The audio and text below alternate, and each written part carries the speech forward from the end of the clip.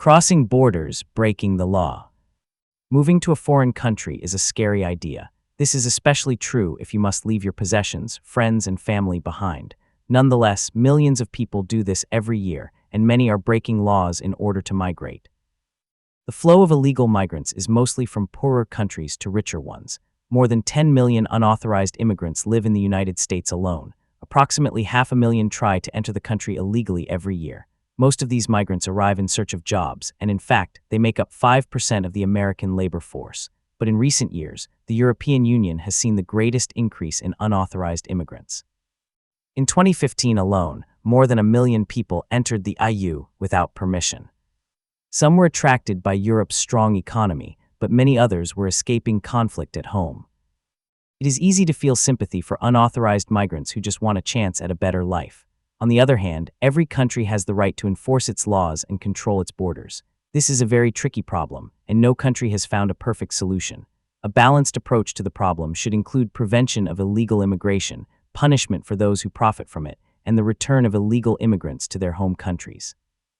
A sensible way to prevent illegal immigration is to create more jobs in the immigrants' home countries. If they can find good jobs at home, they will have no reason to leave. A truly global economy would mean that each country has enough jobs.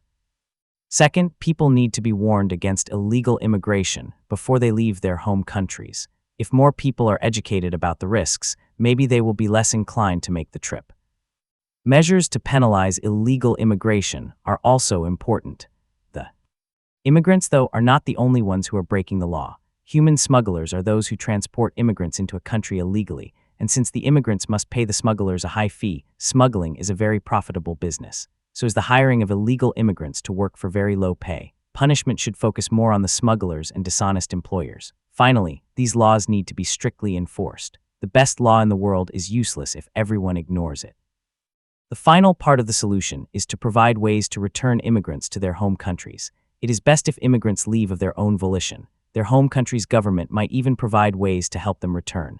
Governments, however, must consider each case individually. Sometimes it is better to let people remain in their new country. For example, some immigrants cannot safely return for political reasons or because of war.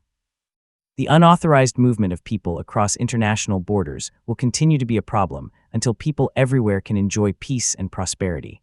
Until that day comes, nations must work together to enforce their immigration laws while helping those that need it most.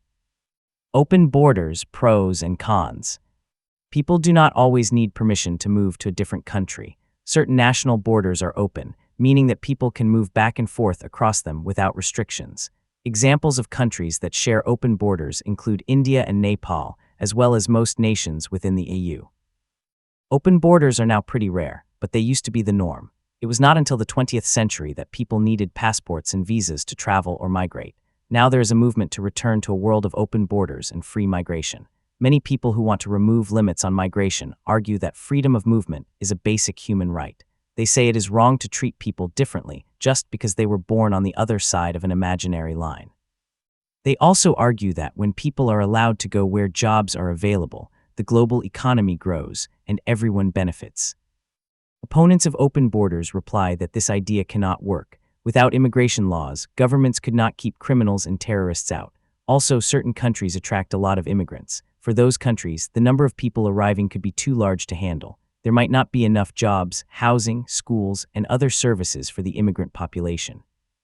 Furthermore, people worry that large numbers of immigrants would make it hard to maintain individual cultures. In fact, a recent survey by the UN found that most people around the world oppose opening their country's borders.